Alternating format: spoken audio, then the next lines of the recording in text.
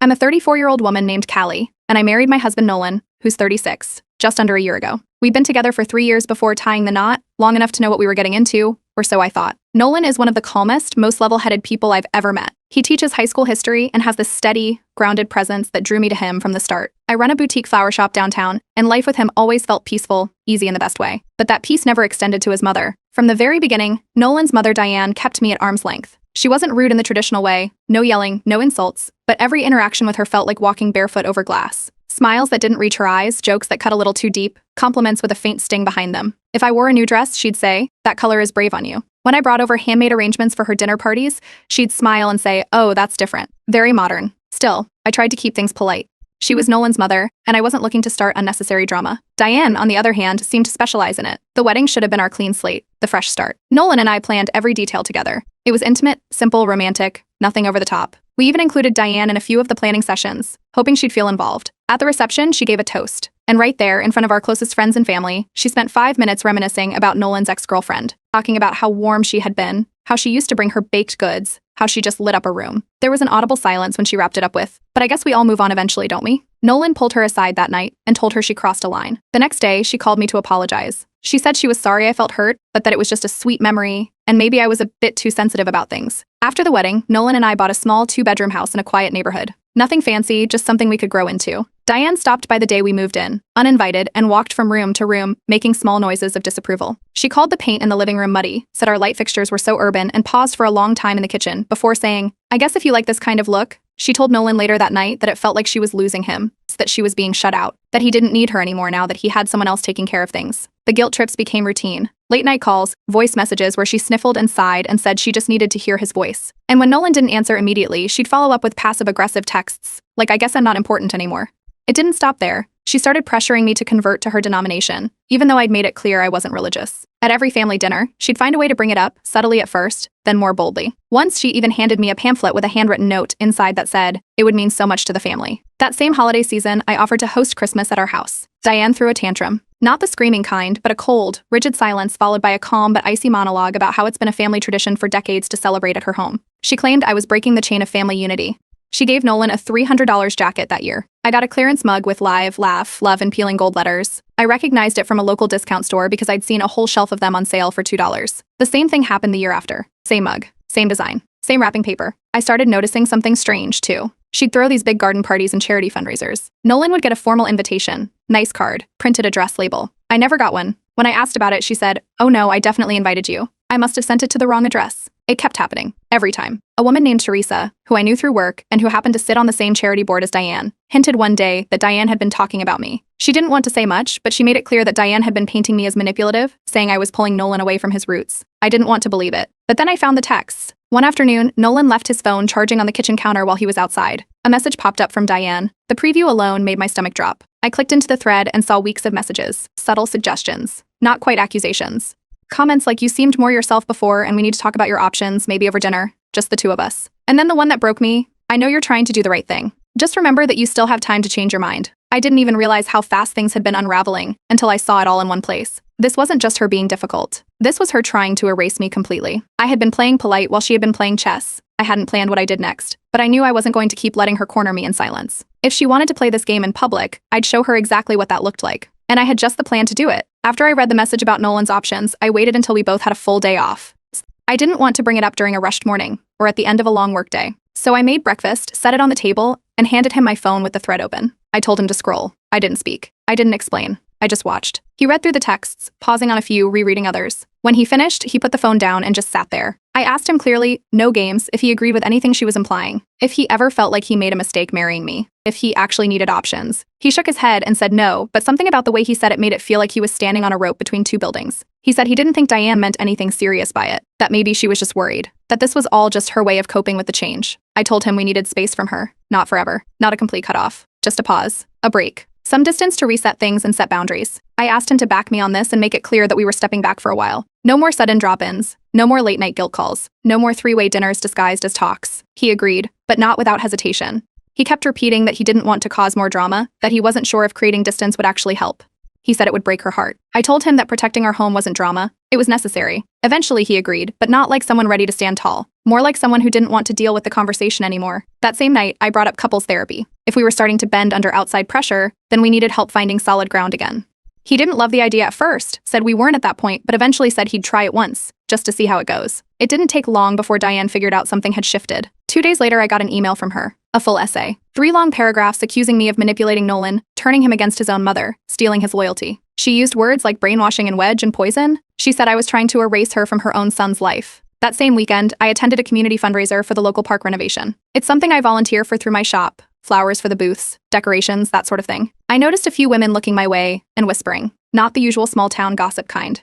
It felt targeted. One of them, Lucinda, approached me later that evening while I was packing up vases. She said she didn't want to get involved, but thought I should know what was going on behind the scenes. That she'd been in a group chat with Diane and some of the charity board ladies and things had crossed a line. The next day, an anonymous email arrived. No subject line. Just attachments. Screenshots of group chat messages. Usernames I recognized, Diane's included. The messages were cruel. One called me that florist tramp.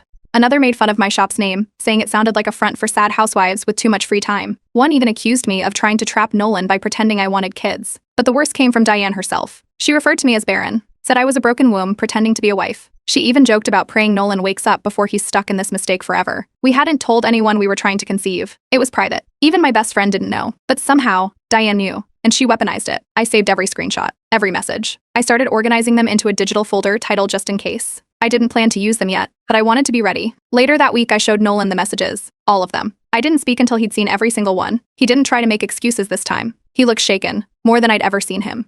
He asked where I got them, who sent them, and then he left the house without saying much else. He went to speak to Diane in person. I don't know what I expected, but when he came back, it wasn't relief. He was quieter than ever. Said Diane broke down in tears, begged him not to leave her behind, told him I was turning him cold and making him someone she didn't recognize. He didn't argue with her. He didn't defend me.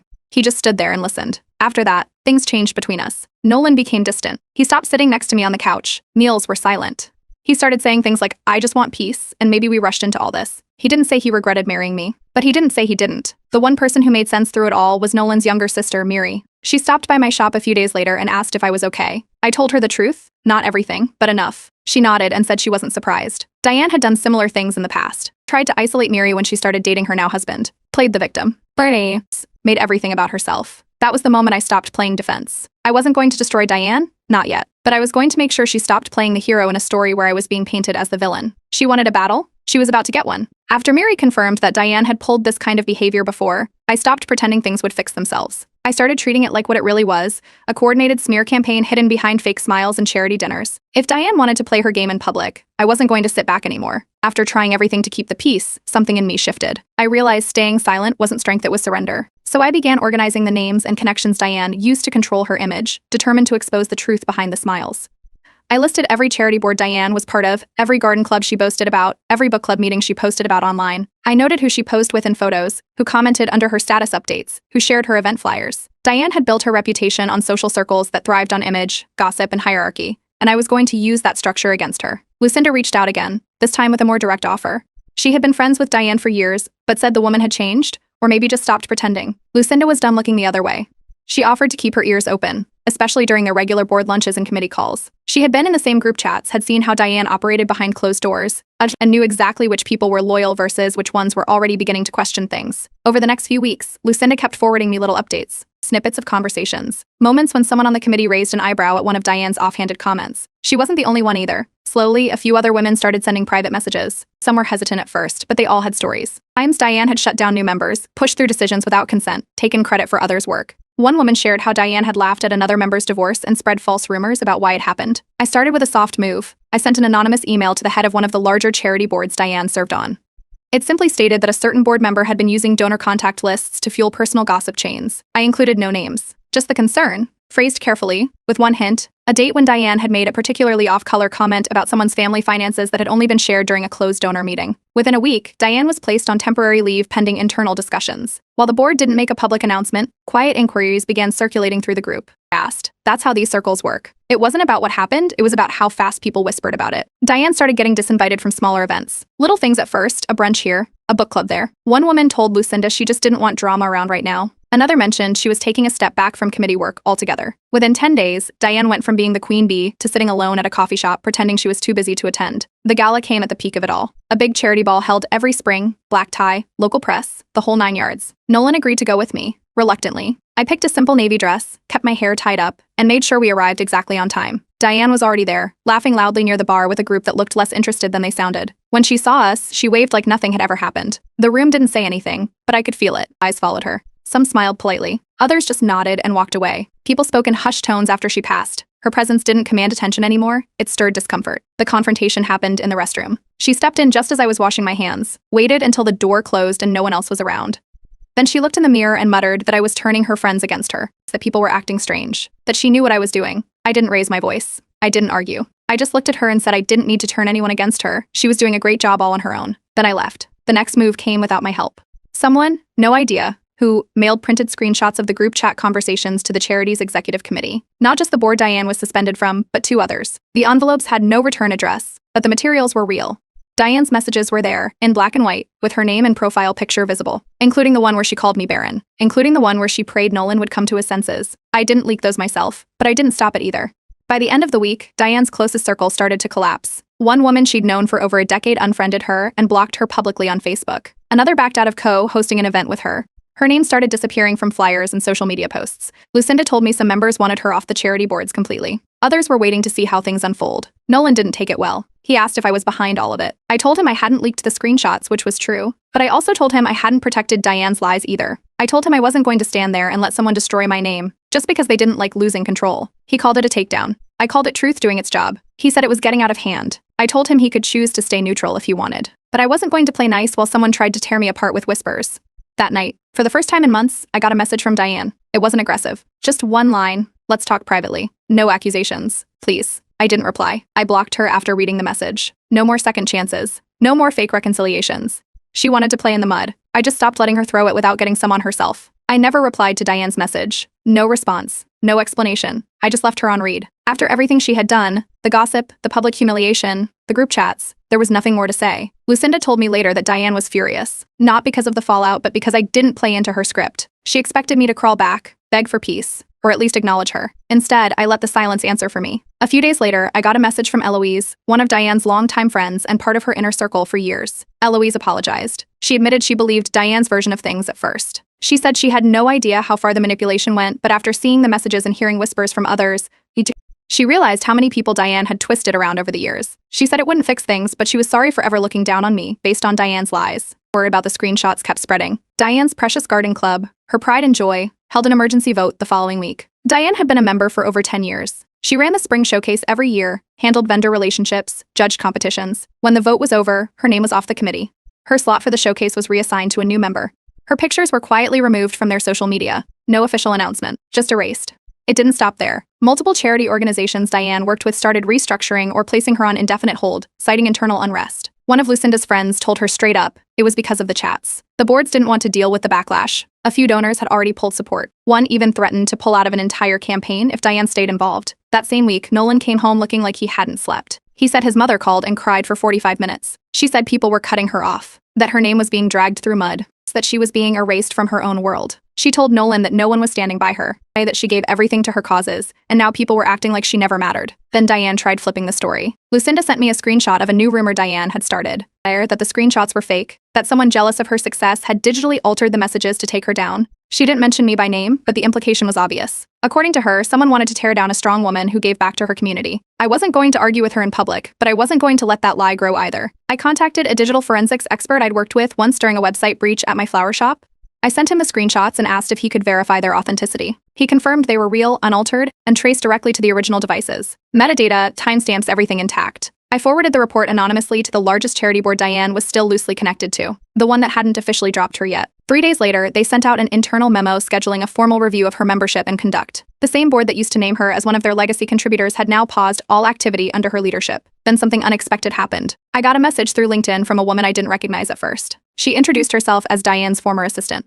She said she had worked under her for 2 years and kept a folder of emails, ones that showed Diane bullying other women, threatening volunteers over petty disagreements, and even bad-mouthing donors she didn't like. The assistant didn't want money. She just wanted someone to finally see who Diane really was. I told her to hold on to the emails for now. I wasn't sure how far this would go, but I didn't want her name dragged through the mess if she wasn't ready. She agreed and said she'd keep them safe. Meanwhile, Nolan started spiraling. His patience snapped. One night, he told me I was burning everything down just to win, that I didn't care who got hurt as long as Diane lost, that this wasn't justice, it was obsession. We brought it up in our next therapy session. I explained everything, the emails, the gaslighting, the attempt to rewrite the story. I said I wasn't chasing revenge. I was defending myself. The therapist didn't take sides. She just looked at Nolan and told him that inaction can be a form of enabling, that silence in the face of abuse doesn't make you neutral, it makes you part of the system. Nolan stood up halfway through the session and walked out. 2 nights later, Miri sent me a voice memo.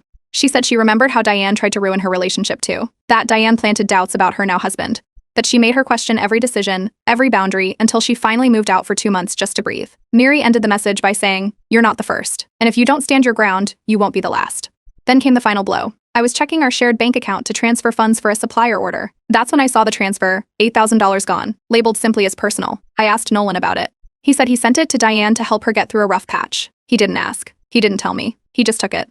That same evening, I withdrew my portion of the remaining money, closed the joint account, and opened a new one in my name only. I wasn't filing for divorce. Not yet. But I made one thing very clear. I told Nolan, "I'm not divorcing you, but I'm done protecting someone who threw me to the wolves while you watched." About 3 weeks after I closed the joint account and told Nolan I wasn't going to shield his mother anymore, I got an unexpected email. It was from a woman named Tamsin who ran a mid-sized podcast focused on women's wellness and real-life relationship struggles. She used to sit on a charity board that Diane had once led, and she had apparently been following the fallout through whispers in their social circles. She said she wanted to do an episode about toxic in-laws and public image control, how some people wear masks in public while destroying others behind the scenes. She invited me to share my story. Not my name, not Diane's name, just the facts. She offered a pseudonym and a voice filter. I agreed. The episode aired a week later under the title When the Villain Smiles and Curls. It didn't mention any names, but the details were enough for the right people to recognize who it was about. Screenshots, fake rumors, group chat leaks, social fallout, even the bit about someone calling another woman barren. It wasn't subtle. It wasn't meant to be. The buzz started small, a few shares in local Facebook groups. Then someone from a nearby city posted it in a community subreddit. Someone from a nearby city posted about the podcast in a local community subreddit, and that's when it really started gaining traction. At first, it was just curiosity. Then people started listening closer. Connecting dots. At the country club Diane had fought her way into years ago, a few members requested a private meeting with the board. They wanted to discuss recent concerns regarding member conduct, according to Lucinda. The podcast episode had been brought up in side conversations. Nobody said Diane's name, but nobody had to. That same week, May, I got an email from the club's executive committee asking if I'd be willing to give a character reference for someone whose behavior had been indirectly called into question. I politely declined. I didn't need to testify. The story was already doing the work. 2 more women resigned from one of Diane's charity boards that week, citing ethical concerns in their statements. Lucinda forwarded me the emails. Both women had long ties with Diane but decided they didn't want to be associated with the current leadership. The board scrambled to reorganize its spring outreach project. That project had been Diane's flagship event. Diane's new strategy was more personal. She started calling up old friends one by one. People she hadn't spoken to in months or years were suddenly getting long, emotional voicemails. She told them she was being targeted by a bitter daughter-in-law who didn't understand old-school values. She painted herself as misunderstood, a victim of cancel culture. Some people bought it, most didn't. I didn't respond directly. I didn't leak anything else. I just posted a single Instagram story from my shop's account. A simple quote on a beige background. If telling the truth destroys you, it was never a lie that did it. Miri found something else, too. She was going through old wedding footage, helping a friend edit a sizzle reel, when she came across raw clips from our ceremony. In one, as I read my vows, Diane could be seen in the second row rolling her eyes. When Nolan said his, she laughed. Quietly but clearly. I had never seen that angle before. The wedding photographer had cut it from the final edit. I asked Lucinda to help me organize everything we had. The chat logs, the screenshots, the resignation letters, the forensics report, and now the video footage. We uploaded it all into a private Google Drive. We didn't post it publicly. We just sent a link to every woman in Diane's church women's group. No note, no signature, just a burner email address in the subject line. You deserve to know who's representing you. A week later, the church announced a quiet restructuring of its hospitality committee. Diane's name was no longer listed, and her responsibilities were redistributed. There was no formal announcement, but a few members quietly confirmed the decision had come after several private discussions with church leaders. Nolan barely spoke that week. 10 words, maybe less. He sat on the couch in silence, watched TV without volume, stared at his phone when I entered the room. When I asked if he wanted to talk, he shook his head. He didn't fight. He didn't explain. He just faded into the background. I stopped waiting for him to pick a side, and then I started locking my home office door at night. I journaled. I cleaned out drawers. I played soft music and burned calming oils. I read books I hadn't touched in years. It wasn't about healing yet. It was about space. Real, uninterrupted space. Then something surprising happened. A customer came into the shop holding a small notebook and asked if I knew about the podcast. She said she listened to it and had cried in her car. She told me she'd dealt with similar family problems and wished there was a place where women could talk about it without being judged. That night, I wrote a quick idea on the back of a flower order receipt. A new monthly event at the boutique, open discussion circles for women navigating difficult in-law relationships. Not therapy, not advice, just space. Coffee, tea, and people who understood. I called it Wildflowers After Winter. Not an official launch yet, but something was growing. Quietly, just like the truth had. After the podcast episode made its quiet rounds through town, a few more people started connecting the dots. Someone who used to chair a local fundraising committee emailed Tamsin, the host, asking if the story was based on someone around here. Tamsin didn't confirm anything. She didn't need to. The tone of her silence said everything. The next ripple came from a small local digital paper. Nothing big, just a community outlet that covers events, features, and the occasional opinion piece. One of their writers reached out asking for a comment regarding the podcast and the fallout around a certain high-profile social figure. I thanked them, declined the interview, and simply said that I stood by every word shared in the episode. That was it. No further explanation. A few days later, Nolan came home with a voicemail from his mother. He had put her on speaker while unlocking the front door without realizing the audio would play out loud. It was Diane, crying, rambling. Her voice cracked between gasps, asking Nolan to get your wife to stop this nightmare. She said people wouldn't look at her anymore. She said she couldn't even go grocery shopping without someone whispering behind her back. She called herself a ghost in her own life. I listened until it ended. Then I deleted it from his phone and said nothing except, let her lie in the bed she made. The next event hit her harder. The spring gala for the Children's Library was one of Diane's long-standing favorites. She'd attended for years, donated heavily, always brought her own photographer.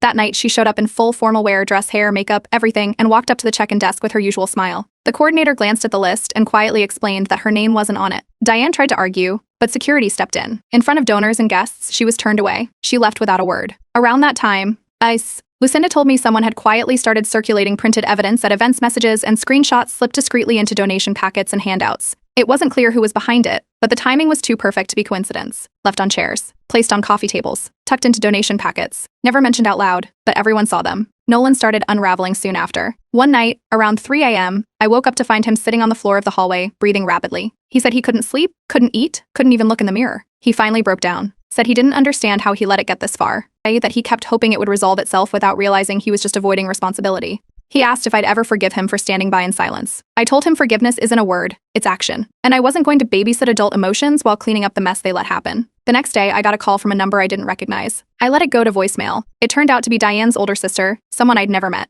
In the message, she apologized, said she'd distanced herself from Diane years ago, said the family had always made excuses for her behavior. She didn't defend her. She didn't even try. She just said, she's always been like this. You just had the courage to show people. She followed up with an offer. She still had some of Diane's old letters Diane had written to a cousin back in the day, ranting about women she hated. One of them described me, calling me a placeholder and a stepping stone for Nolan's real life once he wakes up. I asked her to send scans. She did. I added them to the archive. I created a final document, a complete timeline of everything that had happened from the moment Diane tried to rewrite my wedding toast all the way to the voicemail she left Nolan begging for mercy. Emails, texts, images, witness statements, every move, every lie, every attempt to isolate me. It read like a report, clean, chronological, undeniable. Before I closed the file, I sent it to a lawyer friend. She reviewed everything and confirmed it. No defamation, no false claims, no legal risks, just truth, backed with proof. That night, I sat in my office and wrote a single journal entry. Not long, just one line. I didn't destroy her. I just stopped holding her mask up. A few days later, Nolan mentioned that his cousin had called him to ask what was happening with Diane. Apparently, she hadn't been invited to 2 recent family gatherings. No explanation given, just radio silence. Nolan said he didn't know why, but he was starting to get a feeling it wasn't a coincidence. Then came the letter, handwritten, sealed, delivered in a plain envelope. Nolan didn't open it. He handed it to me directly. It was from Diane. The handwriting was unmistakable. Inside, a few short paragraphs. No insults, no excuses, just one request, a private meeting, just her and me. One last chance, no Nolan, no others, no audience. I read it once, folded it neatly. Then I put it in the back of my drawer next to the folder. I hadn't decided what to do with it yet, but one thing was already clear, she wanted the spotlight back. And she still hadn't realized that it wasn't the light that burned her. It was the truth. I waited 4 days before opening Diane's letter. I kept it in the drawer where I'd placed every file, screenshot, and witness statement. When I finally sat down to read it, I cleared the table, poured tea, and closed every window in the house. No distractions, just her words. It wasn't an apology. It was a plea. Diane wrote 5 pages in looping, dramatic handwriting. She called herself a victim of a moment of jealousy that spiraled. She described losing her friends, her church, her boards, and how the whispers were louder than truth. She said she was too old to rebuild, that she'd given too much to be erased, and asked me to calm things down so she could live the rest of her life in peace. She never used my name once. Not a single sentence took responsibility for what she'd done to me. The damage to my marriage, the public shaming, the months of manipulation, none of it was acknowledged. Only her consequences, her pain, her loss. Against what everyone told me, I agreed to meet her. I picked a quiet greenhouse cafe on the edge of town. I owned a small stake in it from helping with their plant design 2 years ago. I trusted the staff, and more importantly, I knew the angles. Before she arrived, I had 2 cameras discreetly rolling from behind shelves. I wasn't there to trap her. I was there to protect myself. Diane walked in dressed like someone in mourning. Black dress, dark shawl, no makeup, her hair undone. She moved like someone trying very hard to look broken. When she saw me, she gave a tight, trembling smile that didn't touch her eyes. She sat without waiting for an invitation. She started talking before I said a word. It told me Nolan hadn't returned her calls. There is that she couldn't walk into church without people looking away. That women she'd hosted for years now avoided her. That she never meant for things to get this ugly. That it was all just a misunderstanding that got out of hand. I let her talk for 10 minutes straight. I didn't blink. I didn't nod. I didn't speak. I watched her fumble through her version of reality, bending every corner of the truth to avoid the one thing she still hadn't done: own it. Then I reached into my bag and placed a small folder on the table. Inside were printed screenshots of the group chats, quotes from board members, the wedding footage where she rolled her eyes and laughed, her own letters. I didn't hand them to her. I slid them gently across the table and waited. She opened it slowly. At first she skimmed, then read closer. Her eyes darted from line to line. Her hand shook. And then the tears came. Not the loud, forced sobs she was known for. Real tears. Silent, ugly, stunned. I waited until she looked up. This isn't what I did to you, I told her. It's what you did to yourself. I just stopped hiding it for you. She opened her mouth to argue, then stopped. Her shoulders slumped slightly, eyes scanning the evidence. For the first time, she looked unsure, not defeated, but finally shaken by something she couldn't twist. Then I gave her an offer. You want peace? I said. Here's your chance. A written apology, sent to every board, group, and family member you lied to. Admit it all. No excuses. No explanations. And then I'll consider telling people to stop pushing for more. When she didn't respond, I added one last thing. This conversation is being recorded for legal protection. If you're thinking about twisting it later, don't bother. She didn't flinch. Just looked down again. The power she had walked in with, what was left of it, was gone. 3 days later, the apology came. It was weak. Barely 4 sentences. She used phrases like misunderstood intentions and things said in a moment of frustration, but she still admitted the messages were real. She named the group chat. She confirmed the letters. She admitted to distorting the truth about certain individuals out of personal bias. It was just enough. Within a week, she was formally removed from every remaining board. Her last 2 allies on the charity circuit cut ties. The church announced a new chairwoman, and Diane's name was missing from the monthly newsletter for the first time in 12 years. Her photo was taken off the website and replaced with a generic flower image. She became a story women whispered about at events. A warning. A name you said quietly when explaining why you do background checks on new board members. Nolan moved out of the house 2 weeks later. He said he needed to figure himself out. He took a studio apartment in the next town over and left quietly, without drama. We didn't fight. We didn't make promises. I let him go with no words left between us. I stayed. I opened a second floral boutique called Thorns First. A nod to every woman who learned the hard way that sometimes you have to protect yourself before you bloom. I used one back room to host monthly support circles. Women came, quietly at first, then regularly. Some cried, some laughed, some just sat and listened. When people ask me how I survived Diane, I don't give long answers. I don't rehash it. I just smile and say, I didn't survive her. I outgrew her.